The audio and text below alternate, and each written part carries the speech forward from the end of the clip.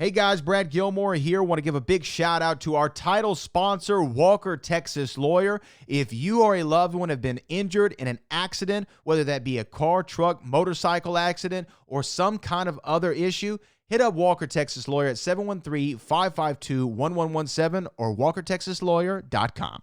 Oh, Brad, what have you done now? Broadcasting live from Houston, Texas, and around the world. TV host, best-selling author, and radio personality Brad Gilmore brings you a collection of conversations with stars from movies. Matthew McConaughey. Brad Gilmore. Mark Wahlberg. Hey, how are you? The legendary Mr. Christopher Lloyd. Christopher, how are we doing? Well, I'm doing good. Great introduction. Jessica Alba and Lizzie Mathers. Ladies, thank you so much for joining me. Thank you. Kevin Costner joins us. Thank you so much. Thank you. Television. Jimmy Fallon joins us this morning. Jimmy, how you doing, my friend? Good morning. Thank you so much, Brad, for having me. I appreciate this, bud. Kelly Ripa. Brad, thank you for having me. Comedy. Jay Leno joins us. Jay, how you doing? Hey, Brad, what's going on? Chris Tucker is in the building. Chris Tucker, good morning to you. Hey, Brad. Good morning to you. How are you? George Lopez joins us right now. George, how are you doing, sir? Good morning. Music. Lola Monroe. Thank you. Thank you for having me. The legendary frontman of AC/DC, Brian Johnson, joins us right now. Brian, how you doing? Good morning, Brad. What lovely to talk to me, funny lad. Megan Trainor. Thank you so much, Brad. You're awesome. Chloe Bailey joins us. I appreciate the time. Appreciate you. And more. This is The Collection. Now your host, The Boat.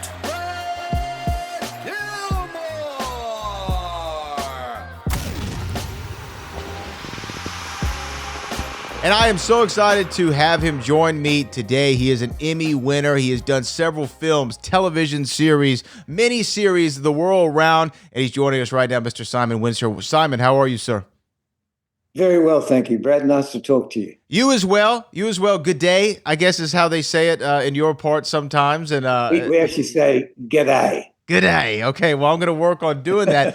But, you know, I'm so excited to talk to you because I'm a fan of so many of the projects that you've done. And in researching for this interview, one thing that I thought that was really interesting is you actually have a connection to the city that I'm sitting in right now, Houston, Texas, because you had a film called The Light Horseman that I believe its premiere was right here in Houston, and you got a great review in our paper of record, the Houston Chronicle. Is that correct? Correct, absolutely correct. I'll never forget it because it was the second week of shooting Lonesome Dove when we were shooting in Austin, Texas, and I flew down with my wife to the premiere in Houston, and you know, because there was an Australian announced it was going to be directing Lonesome Dove, I felt like I had Texas looking over my bloody back, you know, over my shoulders, and what's this Australian doing with our Bible, so to speak? Anyway.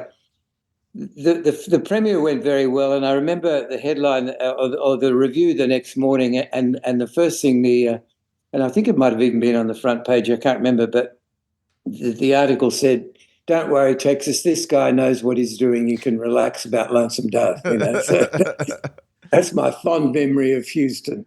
Why did they select Houston to do the premiere of The Light Horseman? What was the connection there? I can't 100% answer that question. I think probably because they felt that in the South people would relate more to the material, this great sort of horse opera, if you like, and you know, being the heart of Texas, I think that was probably the main reason. It just so happened that we were shooting Lonesome Dove at exactly the same time. I even remember which scenes we were shooting before I had to leave to fly to Houston. And Austin is also a great place. And to me, though, and you could correct me if I'm wrong, because I've never been able to visit Australia, although I would love to. There seems to be some sort of kinship between Australians and Texans, right? There's, you know... Absolutely. I think, you know, because I think at one stage Texas sort of voted for independence. Isn't that correct? Correct, yes. And there's that sort of same sort of wonderful attitude, I think, and that Aussies and Texans sort of share. I loved it there. I think it's a great state, and obviously because of Lonesome Dove, I spent a lot of time there and met some wonderful Texans, and most of the crew, in fact, on Lonesome Dove was Texan.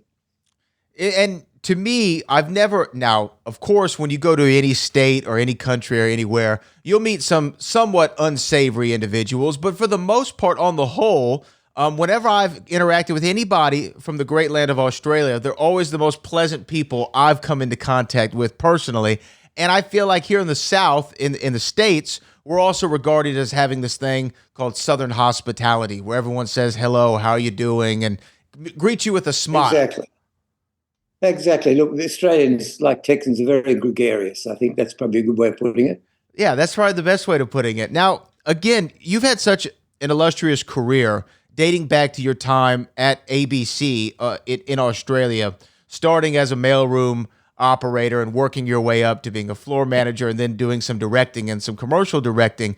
But from my understanding, you were a big sports fanatic at first, horse riding, but you were even a polo player. When did you kind of get into the arts and away from the athletics? Most of the athletics, I've been involved in horse riding all my life. From the very first time I ever sat on a pony at a riding school. I've actually got a photo of it, and you can see the look on my face of joy, But so horse riding's always been a part of my life. But at school, I was very involved at this is at high school in football, which was rugby that we played at my school, and athletics, running, swimming, all those things. That was just all the things that myself and my friends loved, and study came sort of second, although I managed to scrape through. But so pretty much once I left school and dedicated myself to a career, I played one season of football, but because I was working shift work and television, that sort of stuff, it became too hard, so I gave it away. So the early days of being a jock were long gone, and I got occasionally to ride horses, but no, I was really concentrating on my career. So what was the appeal, though? Why did you go for the job at ABC and want to start your kind of path in that field? It's a long story, but television started in Australia in 1956, and so it was very young when I started in the industry. And I had been to a TV studio with my father, who had to go there for some sort of advertising meeting. And I remember it very clearly. It was a Saturday morning, and he wandered off to the meeting, and I was sort of left stranded in the scenery dock. But there happened to be a door open, and it was into a studio where they were doing Wide World of Sports live to air. And I could see these cameras and lights and microphones and this whole world lit up before my eyes. And I thought, that's the world I want to be part of. So when I left school, I didn't go to college. I decided to just jump right in and got a job as a mailboy at the ABC, which was a bit like the BBC in England. It's the Australian Broadcasting Corporation, and just sort of slowly worked my way up, because TV was a young industry, and it was very easy if you were smart and to get on, and if you were prepared to work hard to get on. And so there was became a stagehand, or studio hand as they called it, and then a floor manager, and then which is basically the guy that runs the floor, because the director's in the booth. And then you get to direct tiny little segments and stuff like that, which anybody can do, but it's your taste of the game, and sort of it went from there, really. And after about 4 years working, and I've become one of the more senior floor managers and doing big drama productions, which was still live to air.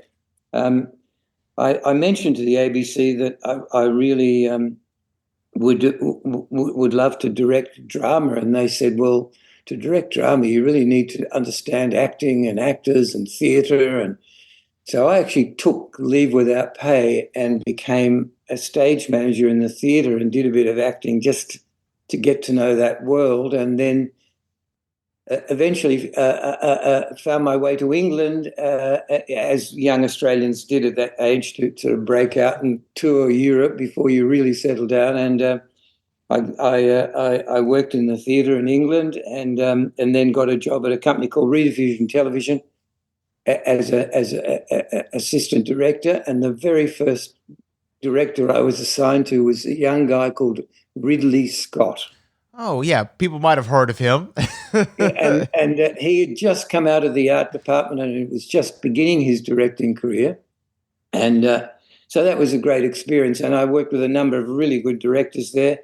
Then when Rediffusion was sold, it became London Weekend, and I moved across to the BBC, same job sort of thing. And that was just when colour television was coming in. And sort of that was my English TV career, really. And eventually then found my way back to Australia and started working with a company that made a lot of, television drama, cop shows and stuff like that. And that's what I really cut my teeth on directing.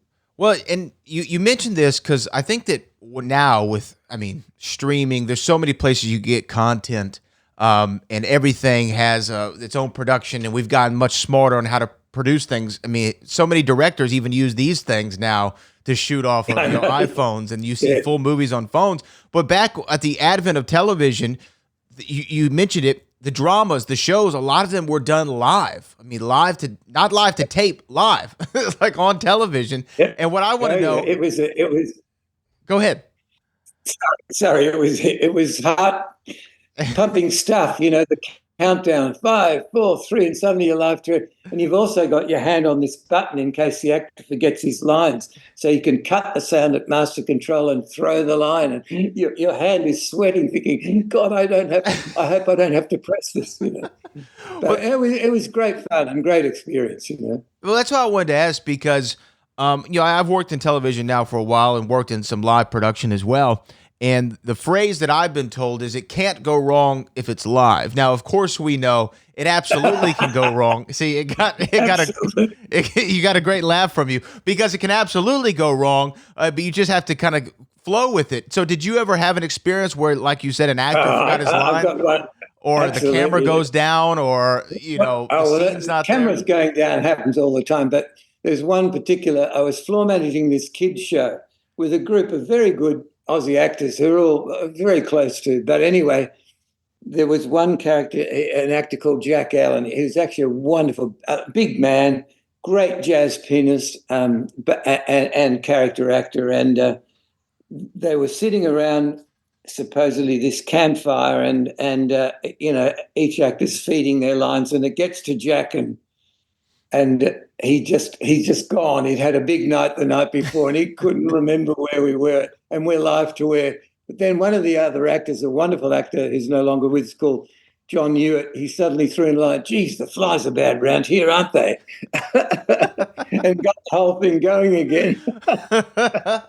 But, that was what it was at the time. Everything was live, and you kind of had to just flow with it. Now, you also directed commercial work. You did the 30-second commercial ads. Yep. What did you learn as a commercial director? Because what I feel like is you have to get so much information translated within that 30-second window, and those constraints, I feel, can also breed creativity.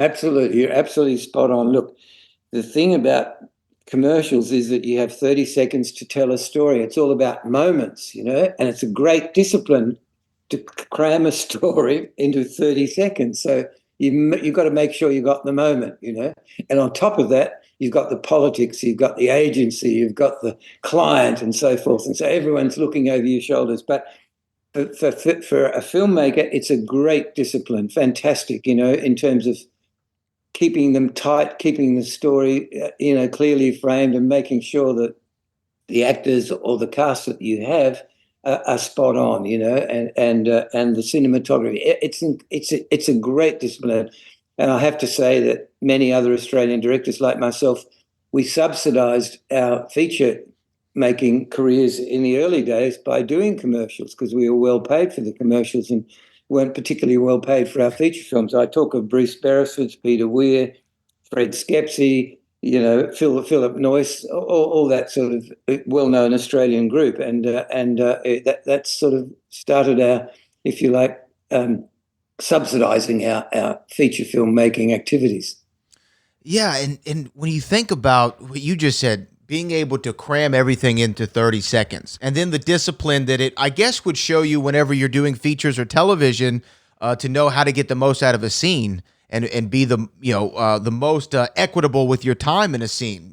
Maybe we can do more in a minute and a half than we can do in 5 minutes. Less is more and things like that. I'm assuming. Maybe I'm wrong.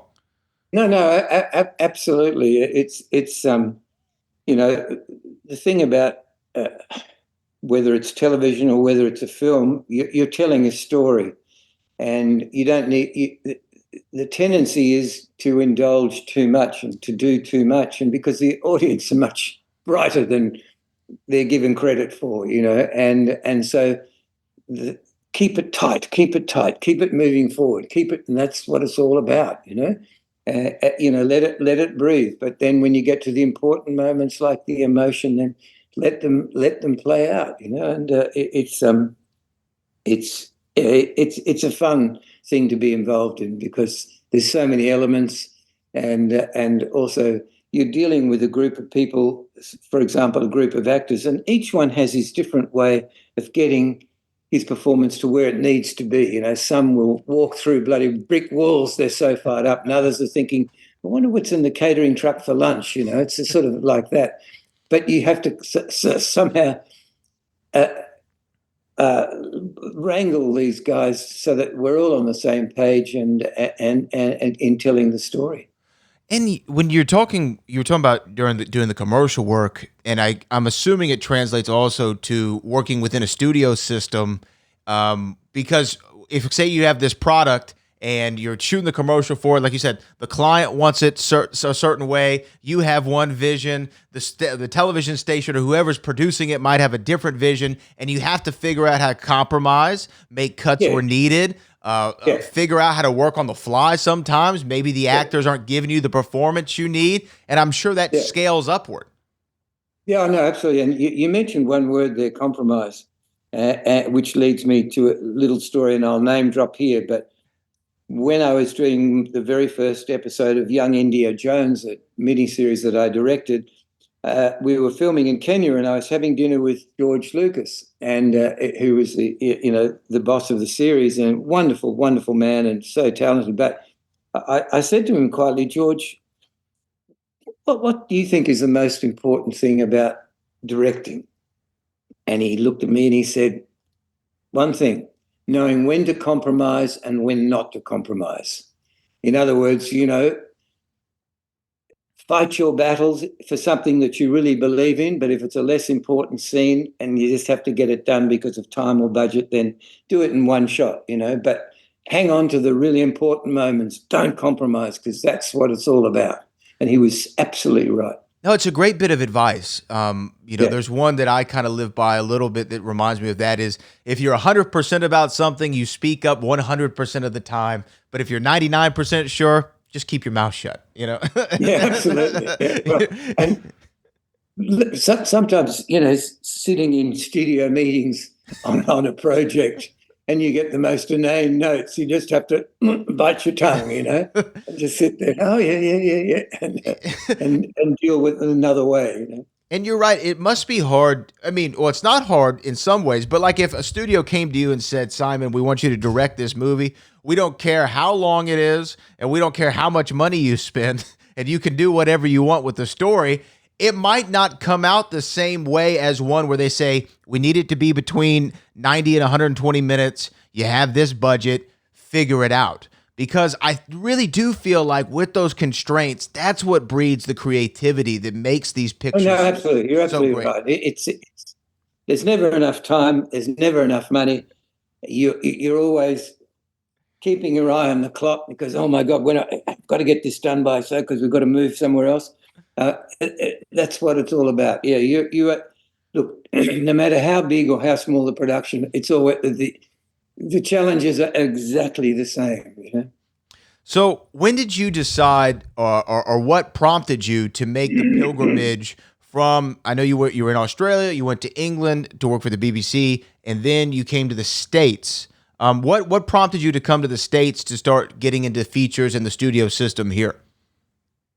In a roundabout way, excuse me, I'd made produced a film called The Man from Snowy River, which was incredibly successful, and we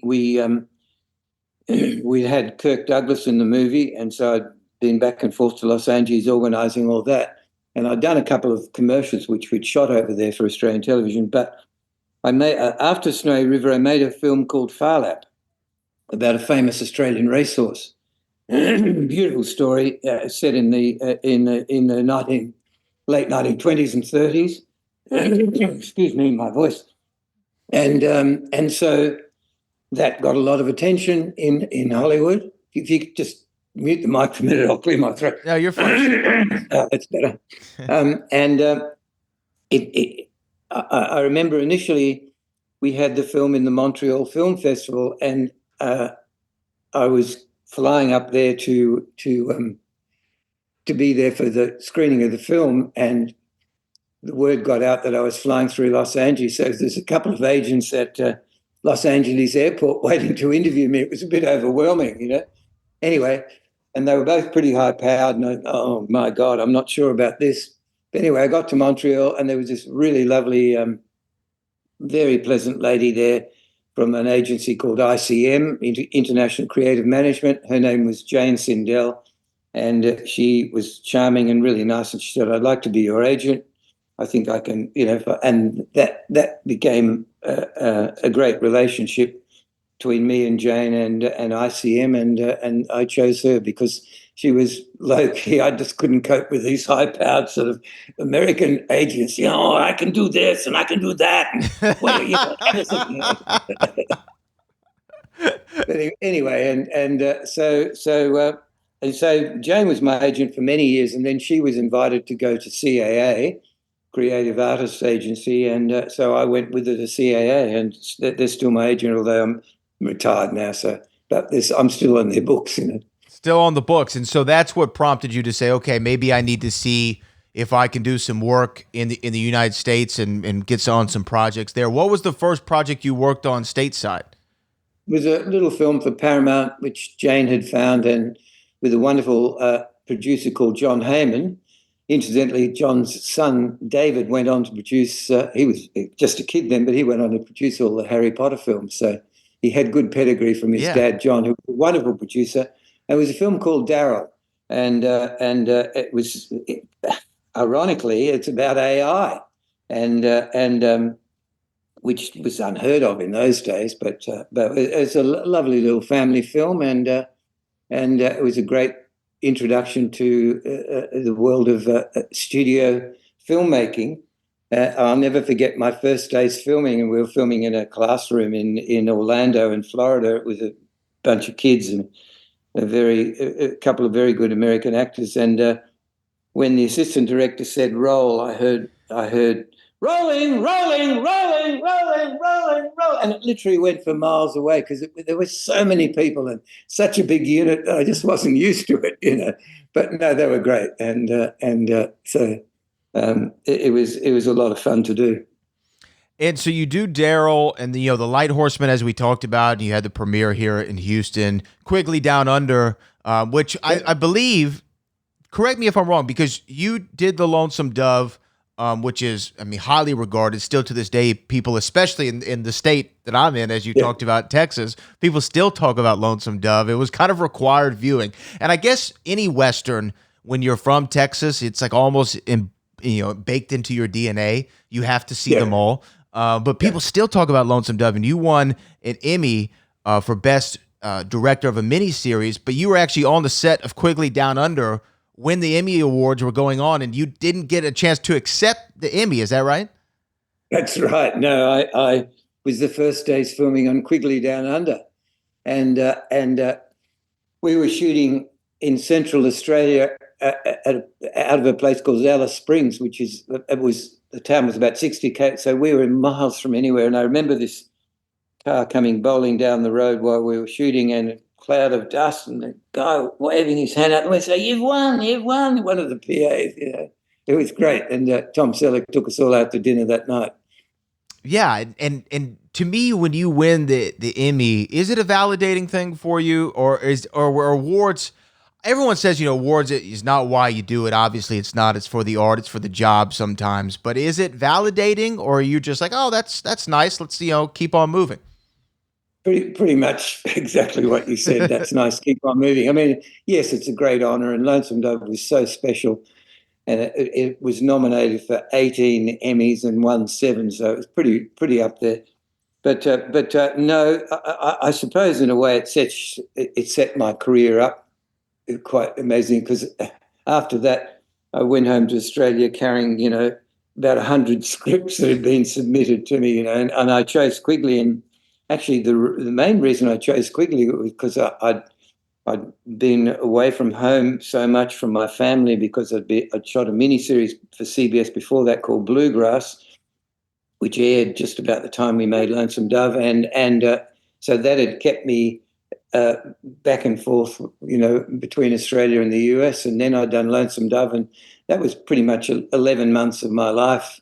But the family did come over a couple of times and that sort of stuff. But even so, I chose Quigley because a film I can now do in Australia, with my mates that in the Australian film industry, and it'll be fun to do something back home. So that's the reason it came about. And Quigley Down Under is a real fun movie. As you said, Tom Selleck, Alan Rickman is in there. Lawrence San Giacomo. One of the world's great baddies, Alan Rickman. Sadly, no longer with us, but he was terrific. What a nice man too, And he really loved being. In fact, the whole cast loved being in Central Australia because it was so remote. And Alice Springs is a reasonable sized town, but there happened to be an airline pilot strike on at the moment, and so there were no tourists there, so the guys could go everywhere sort of unhindered, and they had a great time, Oh, I'm sure. Yeah, if they don't have to worry about anybody bugging them or what have you. No, exactly. Yeah, they're having a good time. Alan Rickman is one of the great bad guys. When you talk about him in Quickly Down Under, him obviously in Die Hard as Hans Gruber, or even in the Harry Potter films, as you made a mention of just a few moments ago, as Snape, who kind of rode the line of bad guy and good guy, but just a phenomenal actor. Wonderful. Look, Alan, could be very still, and just a twitch of the corner of his mouth or an eyebrow or something. It was, in fact, Tom Selleck told me there's a scene early on where they're having dinner, and they're at each end of a very long dining table and being waited on by an old Aboriginal, and Alan was so intense. Tom said he was scared. I can see that though, because he has that very intense presence on screen when he needs it, and he's so great. And you go from Quigley Down Under, you do the Indiana Jones series, as you mentioned before, and were you kind of getting this rep in Hollywood, for instance, of, hey, he can do Westerns really well, he can do period pieces really well, go to Simon if you want one of those done, or why do you feel like you were getting these projects that all kind of had some similarity of a through line? The big through line that I look for, and it is a common theme in all my work, is I look through an emotional through line, a very strong emotional graph, no matter what it is. That's to me the heart of a story, and that's what draws me to them. Look, I suppose people came to me for different reasons. I suppose for that reason, or for the fact that I'd shown I could do both contemporary and period and westerns, and I'd sort of become the Western guy, if you like. Right. And what happened on Young Indiana Jones? We'd just finished the final mix of Harley Davidson, literally on the Friday. Saturday morning at my US hotel in Westwood in Los Angeles, I get a fax. It's from a guy called Rick McCallum, who was the producer of the Young Indiana Jones series. And we need a director. Could you be in London on Monday? I believe you're available. I mean, I guess they literally. I think what had happened is there were a number of really heavyweight directors on that series, but I think one they just weren't happy with because the way he shot was a bit different than George wanted, and so they were looking for somebody to do the next episode, and I happened to be suddenly instantly available, and so a week later I'm in northeast Kenya on the Somalian border scouting locations. And that's just kind of that's sort of how it works. I was about to say that's the reality of show business, right? I mean, you're here one day, and then the next day you're off on another project. Yeah. This brings me to the movie that I really want to discuss with you, because again, my generation, really, my contemporaries really love Free Willy, and Free Willy is, of course, it's kind of very iconic for people who may be born in the 80s, 90s, or grew up in the 80s and 90s. Free Willy is obviously a huge part of all of our childhoods, and I'm sure people actually still bring up Free Willy to you all the time. I'm assuming, right? Very, very much, yeah. And is that a picture that you felt as when you were working on it? This is a story about an animal. This is a young person's story. Obviously, there's got to be an emotional connection, because everybody, when they're young or old, will have a connection to an animal at some point in their life and share kind of in that bond and that kinship. Did you feel like this was going to be one that stood the test of time as it has? Probably hadn't thought too much about the test of time, but the thing that appealed to me about it, and I said to my agent, Jane, I said, if I can deliver the moment where the whale leaps over the wall, over the young boy Jesse and gains his freedom, if I can deliver that, I think we've got a great movie. And what actually happened on that movie, again, I'll diverse slightly.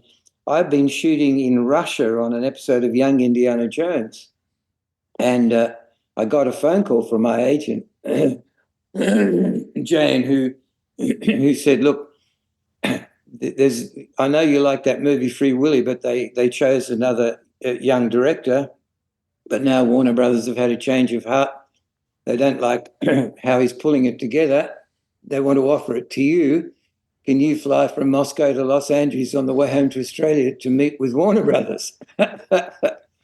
So I did, and got off the plane from Moscow 8 o'clock at night and got a car out to Warner Brothers.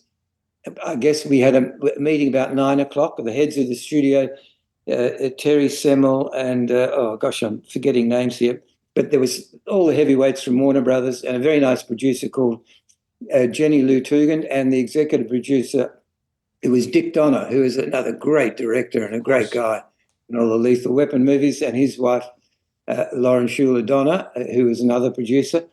And we sat down and we said, look, we'd like to offer you the movie. It's just been steered in the wrong direction by this young guy. He's talented, but we don't think he can cope with this. Would you take it on? And then they showed me 12 auditions on tape, little boys. And one by one, each was about 2 or 3 minutes. And they said at the end, which one would you pick? And I said, number 7, Jason James Richter, I think his name was. And they all smiled, because that was obviously the guy that they all liked. But this other young fella had not wanted to cast him for some reason or other, or he wanted more choices. And so I said, they said, would you cast him? I said, subject to me meeting him, I'd be happily to cast him, because he's never done anything, but he's an absolute natural. So I met him the next morning, and we walked around this Warner Brothers studio lot, and I was showing him all the different things that you see on those big studio lots. He's a lovely kid. So we cast him, and that was how Jason James Richter became cast as Jesse in the movie. And then they already had a full crew in place, and they were 4 weeks from shooting. So I had a big ask, but they had no locations. They had a whale in a tank in Mexico City, and no cast, and the script needed rewriting. So in 4 weeks, we literally had to jam everything in. But I had a wonderful assistant director called Jim Van Wyck, and who went on to become a great producer with Michael Bay. I had a great team around me, and we pulled it together, and away we went. And my editor, who was a guy called Nick Brown, he said, as we started shooting in Mexico City, there was Keiko was in a tank in a theme park that was closed for renovations, and day after day, Nick would come to me after the day and say, "Look, I think we've got something really special here," and we could all sort of feel it, that it was a really heartwarming story, and we loved this beautiful whale that was in this tank that was far too small in Mexico City, and he responded to everybody in the film crew being around his tank, and he just loved the attention, and so it was a pretty happy experience in the end, and I don't think anyone could envisage how successful it was going to be, but I will say, after what happens when you finish cutting a movie, the director is allowed to have a couple of previews before he shows it to the studio, so he can fine-tune it to audience reactions and stuff. Our first preview was on a Saturday morning in the Valley, in Woodland Hills, and it was full of kids and parents and all that, and the reaction was unbelievable. It was amazing, and the test scores were the highest Warner Brothers had ever seen for a test screening, and so all of a sudden everyone wanted to be, oh yes, well, we were part of Free Willy, and was claiming responsibility for it. But anyway, here was this little film, made sort of on a relatively low budget by a studio who was doing more things like Lethal Weapon and Batman, right, and that kind of stuff. And so we had a second preview the following weekend in a place called Sherman Oaks, also in the Valley in Los Angeles, and same thing happened. Went through the bloody roof, and so our budget, for example, our music budget, just they didn't care. And I got a wonderful composer who's done Lonesome Dove, and a very dear friend of mine, Basil Polidouris, who did a beautiful score. And we ended up having an orchestra of 100, and just do what you want, because they knew the film, they had a hit, and it was great. It was a very, very good experience. Yeah, it was a great movie. It sounds like it was a great experience, and like you said, a phenomenal hit. I mean, grossing well over $150 million here stateside and globally. I almost wonder, when you see the commercial success of a film, obviously you're excited that people wanted to go see it. Is that something that you ever looked at, though? Was that something like, okay, I need to now that this Free Willy has made so much, that's your new bar? Or are you like, look, this project is what it is, I'm going to focus on the next one, and I'm not really worried so much about the box office as just putting together a compelling film? Well, you always keep your eye on the box office, because I'd rather have good box office than good reviews, Sure. And I think most directors would feel the same, because, what one learns about critics over the years is that you can do a lot. I mean, Free Willy it got rave reviews, but it also got some bad ones too, from cynics and stuff like that. That's just the way it is, everything doesn't appeal to everybody, and that's part of the deal. But no, once the film opens, of course you keep an eye on the box office, because it makes you feel good that you're getting your message across. I will say, at the end of the film, in the end credits, there was a number, a 1-800-1300 1-800 number, whatever it is, which said if you want to learn more about whales in captivity and saving whales, then you can find this website and you can donate. Do you know how much money they raised? Just $70 million. Wow. Unbelievable. That's how effective. And that money helped move Keiko from that tank in Mexico City to a newer facility. I think it was in Oregon, I think. And the whale also had a disease called Pamplona under his flappers and stuff like that, and he was treated for that. So all that money went to a very good cause.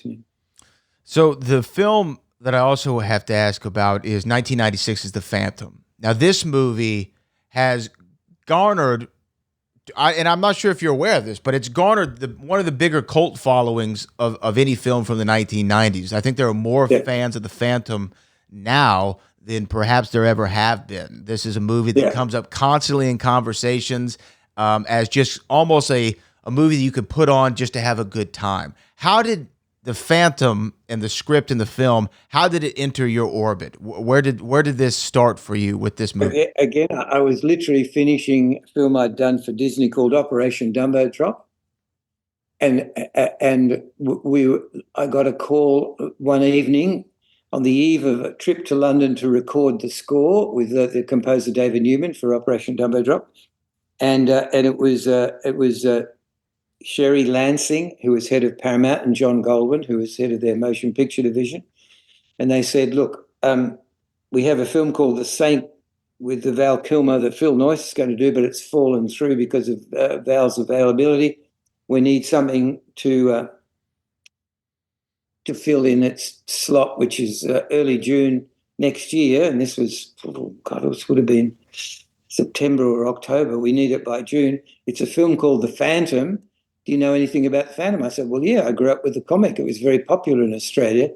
And they said, could you, and I said, look, I'm going to London tomorrow. They said, can you come to the studio on your way to the airport and have a meeting? And I said, sure, yeah. So literally the hire car stops at Paramount on the way to LAX, and I go and meet with Sherry and John, and they said, we'd like to offer you the film. Here's the script, we hope you like it and you'll take it on.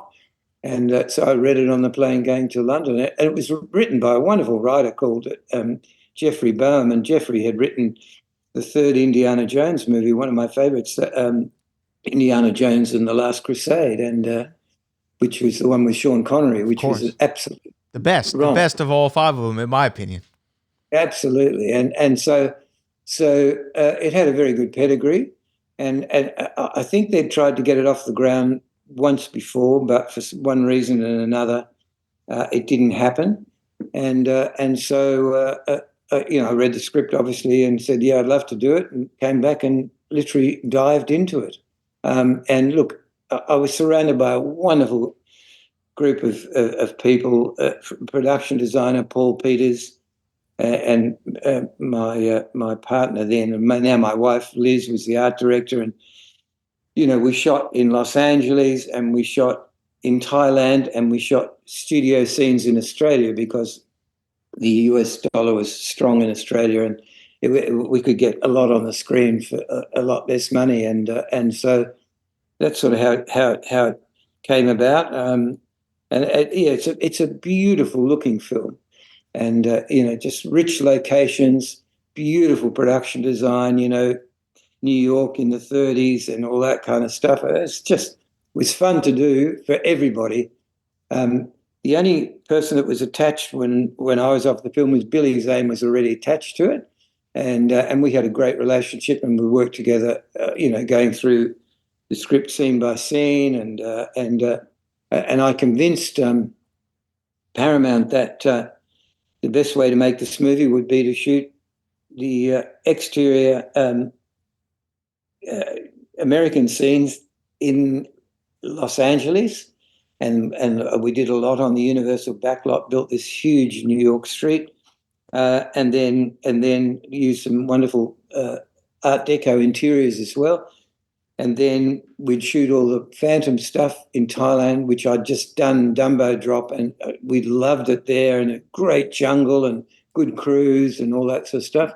And then we could do the studio scenes much more economically by shooting them in Warner Roadshow Studios in Australia, which we did. And it was a challenging shoot because it was a very big movie, but I was surrounded by great people, and everyone delivered in a big way, particularly the art department. They did a spectacular job.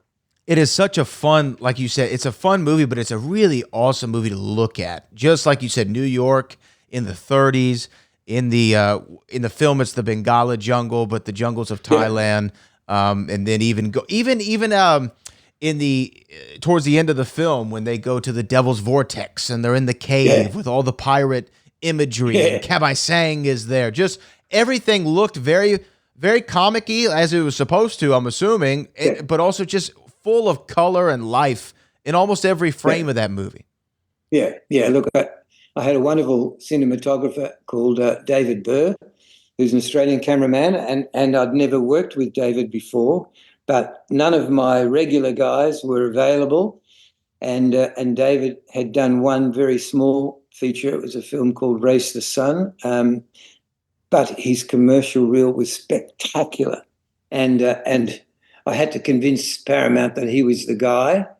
And I had a wonderful producer in Alan Ladd Jr., who had used to run MGM when I'd done Quigley and Harley Davidson there. And eventually we got the green light for David Burr, and he did a beautiful job, shooting it with a great crew and various people that I'd worked with before, but never David. And he did a wonderful job. And Paul Peters, the production designer, and then Liz, my wife, she was his art director, and she did the Australian sections, and Paul did Thailand and Los Angeles. But they were a great team, and because we had huge sets, but they were all fun to do. And we sort of played the film, I guess, with a twinkle in the eye, if you like, because that was the sort of comic book feeling that I wanted to capture. And you did. Now, you said you were familiar with the comic series as you were a fan of it. How, when you take on a project like this that has this pre-existing mythology, and the Phantom has been around since before the Superman was even around. It predates Superman. It's really one of the first superheroes. So you have decades and decades and decades of source material to go off of. How much pressure do you feel to do justice to the mythology, but also know I need to execute the movie that I want to make? I suppose that's a bit of both. I got to know Lee Falk, who was the creator of the Phantom, and obviously used to illustrate it. And he was still around then. Lovely, lovely man. Lived in New York, because I'd grown up with the comic, it was very close to me. It was a very popular comic book in Australia, very popular in the 50s particularly, and it's still a strip in some of the newspapers in Australia now, whereas it was never that big in America, I don't think, But how the film begins, I think it begins with the super for those that came in late, which is how the comic used to start. So you could pick up the story, and then I told briefly, the history, if you like, of the Phantom, just in a very brief montage at the beginning of the film. I felt we had to honour the character, and it was up to me and my team to deliver it.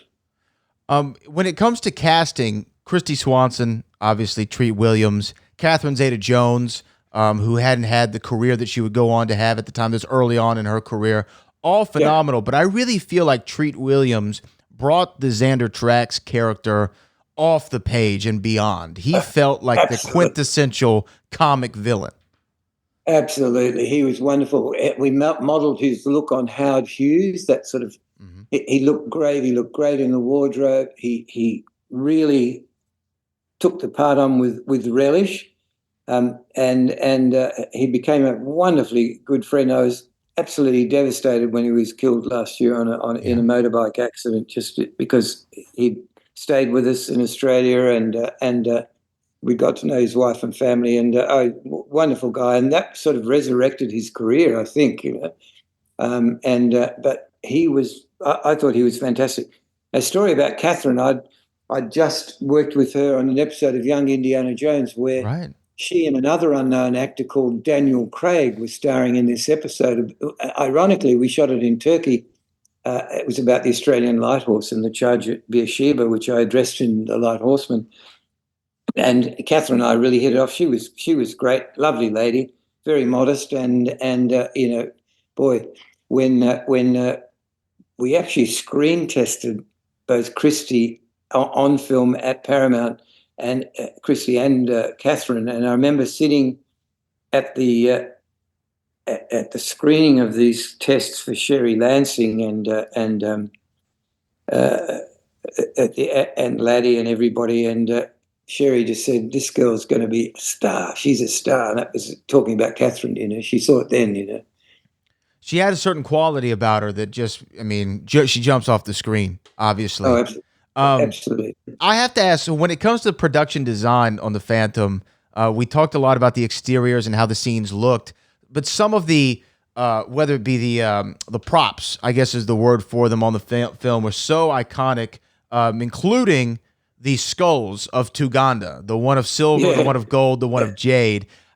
Were those the ones that we saw on screen? Was that the first run of them? Did you see them, come off out of the property manager's department and go, "These are it"? Oh, no, they were created again, designed by Paul Peters, a wonderful production designer at the art department. Did a great job. And one of my favourite sets is Treat Williams' office at Xander Drax's office in New York. It's a beautiful Art Deco set, absolutely stunning, and every detail, the sconces, and the little deadly microscope on the desk where the guy has to look in and, he gets his eye. And then the screen goes from fuzzy to clear, just saying liar. To me, exactly. I'm not joking with you when I get into debates with people about the great comic villains brought to the cinematic screen. I feel like Xander Drax should be discussed more, just for that particular scene alone. And then even there's a small moment, and I wanted to ask you this as a director, if this was an improv or if this was in the script from Treat Williams. There's the scene where they're in the boardroom. I think he's going over the plan with the same brotherhood. And one of the gentlemen says he doesn't want to do it, and he lets him leave and then throws the spear in his back. When he goes to take the spear out of his back, he notices that he's now chipped his wall a little bit and does this little motion with his hand. Was that it?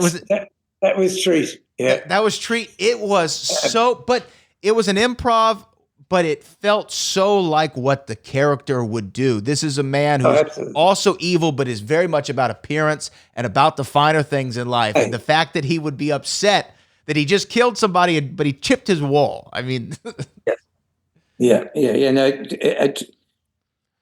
Treat was, looked great in all the outfits, the wardrobe, everything. He relished, and most actors relish a part like that, but he happened to nail it. I just was going through some old stuff the other day, and there was a picture of him, and he just looked so fantastic in that role, So it's actually funny. I tell people this story too. I was born in the early 90s, and Treat Williams was actually a big actor at the time in the 90s, as you mentioned, and that was going to be my original name. My mother was going to name me Treat after Treat Williams, and so now every time I see a movie with Treat Williams, I feel like there's a certain kinship I have to him because of that. Yeah, I'll tell you a funny story about Treat. We were doing a TV movie for Showtime and we were shooting in Israel. It was a true story about an American businessman who got caught in Saudi Arabia and flew himself out in a box. But playing opposite Treat was an American actor called Stephen Lang, who many people will know, of course, because he was the baddie in Avatar. A wonderful actor and a wonderful guy. And our very first day's filming, we were filming supposedly on an oil rig, but it was actually a gas rig, which looks exactly the same. And we're in Tel Aviv, and you know where this bloody thing was. It was literally on the border of Gaza. The guy said, "Don't worry about that," and this is what to do if something happens. And so anyway, Stephen comes out of the trailer, he's in overalls, and he's got a scarf and a hard hat. And Treat looked at him and said, "Stephen, you look like one of the village people."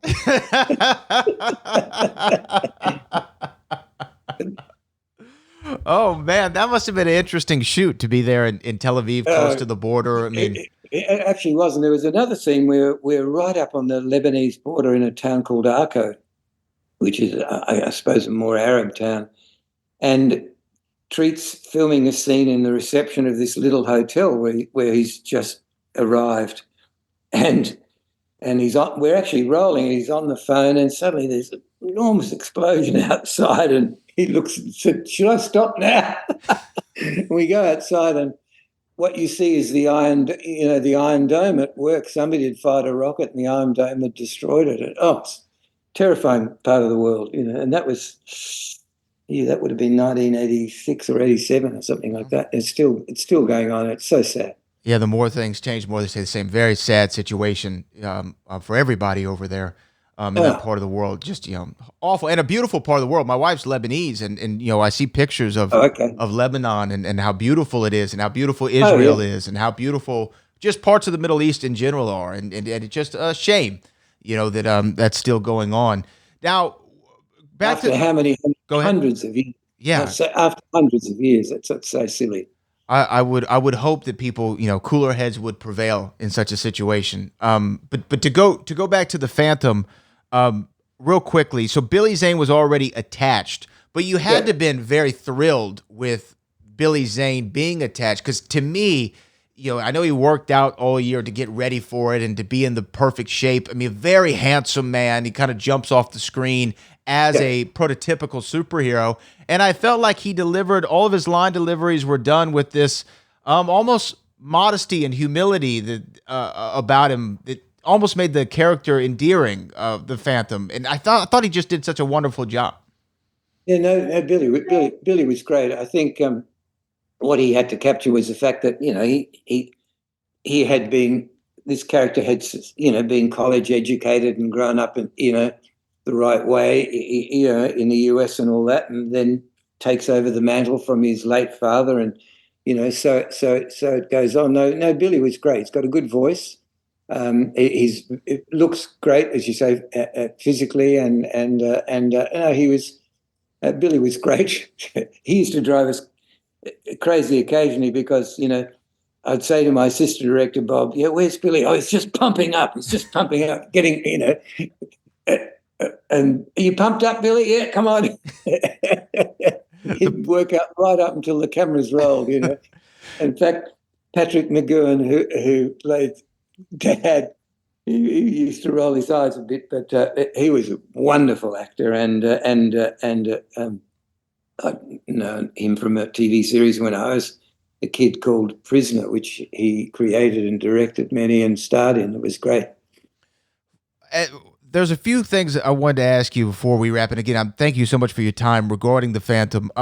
Was it true that the Palmer household that we see, the uncle who is the head of the newspaper in the movie, a Dave Palmer, Uncle Dave, is that the Playboy Mansion? It is indeed. Okay, so it was the Playboy. It was literally our first week of shooting, and in fact, I've got a photo of me and Hugh Hefner and Christy Swanson chatting outside the Playboy Mansion. So, that was Playboy Mansion because it needed to have that sort of Hampton sort of look, and it was very conveniently located in the heart of Beverly Hills. And so when Dinah drives up in her Woody car, that's the location. Beautiful. Yeah, I mean, it looks great. Hugh happened to be a fan of the Phantom. He remembered the comic very much. Oh, so he probably enjoyed the fact that his house was being used in the film. Yeah. And then two more things on the Phantom. There was a serial done early on, a serial version of the Phantom. Did you look at any of that for any sort of reference, or did you say, you know what, that was this project? I'm looking at the script here and kind of crafting my own vision. I didn't even know there was a serial version. I think, it had to come together so quickly because of, we had to fill this slot that it was literally got back from recording score for a Dumbo Drop and the final mix, and bang, just leapt into the Phantom at 100 miles an hour, and didn't draw breath until we finished. Basically, I think we finished. The film was delivered only 2 weeks before it actually went into the theaters. And they don't do things like that anymore, really, where you have to rush into a production and I remember even one of the great movies of all time, Back to the Future. If they didn't finish it by a certain date, they weren't going to release the movie. I mean, that's just how they did things back in the day. Now, when the movie ended, there's kind of this the end of the movie. You're not sure if Christy Swanson and Billy Zane's characters, if they end up together or not. It's kind of left open-ended. A lot of fans of the Phantom have always theorized that was meant to leave the door open for a potential sequel. Was there ever at any time prior to the movie's release an idea of continuing this story on, or did you see it as a one-shot? No, I think there was an idea of it continuing on, but obviously it was going to depend on how it did at the box office, and it just didn't do well, sadly. And I remember we had a premiere screening at the Directors Guild one Sunday morning, so families could come, and everybody was there. Sherry Lansing, who was married to Billy Friedkin, who was a favourite director of mine, and all of Treat and Christy and Catherine and all the cast, and all the Paramount executives, and the screening went really well, and people loved it and clapping and having a great time. And Sherry gathered all her executives around afterwards and said, "Guys, this film opens on Friday. What are you going to do? No one knows about it. It's a great movie." But it was sort of too late. But anyway, that's the way it goes. But I'm certainly very proud of the film. It's a beautiful film to look at, and love, really, terrific cast. Beautiful film, beautiful cast. Like you said, it should have been much bigger at the time than it was, but there's publicity, there's marketing, there's all kinds of things that go into it that are out of the director's hands. But as far as your job, you nailed it out. As we say in the States, you hit it out of the park. That ball hasn't stopped yet. It's still going and going and going, and it's continued to go on. Are you surprised that it's gained this cult following now over the years? Because so many people now discuss this movie more than they ever have. It surprised me initially, but it sort of kept going. So for example, you remember Roger Ebert, the film critic? Of course, yes. Ebert and Roper. Mm-hmm. Yeah. Siskel and Ebert. Siskel and Ebert. Well, Roger Ebert's review begins with, "This is one of the finest looking..." Went wrong. Please try again. Oh, shush. Siri came to life for some reason. Sorry. She does that. I'll just mute her. Roger Ebert's review began with something like, "This is one of the finest looking movies I've ever seen." And he talks about the beautiful cinematography and the colors. And it was absolutely gorgeous to look at, One thing David Burr, the cinematographer, and I decided to do, we would use apart from normal daylight filtration, we'd use no trick filters or, pre-wash negatives or all that stuff that people were doing then. We just wanted to go, because the jungle settings were so rich, the American scenes were so rich, and the sets were going to be so rich. We just wanted them to look as they were, without tricking them up or doing this or doing that, technically. Well, when was the last time you've seen the movie? I saw it fairly recently. The reason being, but in my home theatre, but because there's a German film writer at the moment writing a book about my career, and he's interviewed me about every one of my movies, so I've had to revisit them, which has been an interesting experience because, some of the early stuff you look at it and you go, "Oh, did I do that?" And then you go, "Oh, wow, did I do that?" It's been an interesting experience reviewing, the body of my work, and he's talked about every single project I've ever made. So it's been fascinating and interesting to revisit them all. Well, your movies and shows and all the things you've directed have impacted generations and thousands, if not millions and millions of people the world around, from Australia all the way here in Houston, Texas. And there's an old jungle saying that you shouldn't beat your idols, but I'm really happy that we've been able to share this hour with one another and have the conversation. And Simon, thank you so much for taking the time. Truly, truly enjoyed this conversation. Yeah, thanks, Brad. It's been great fun.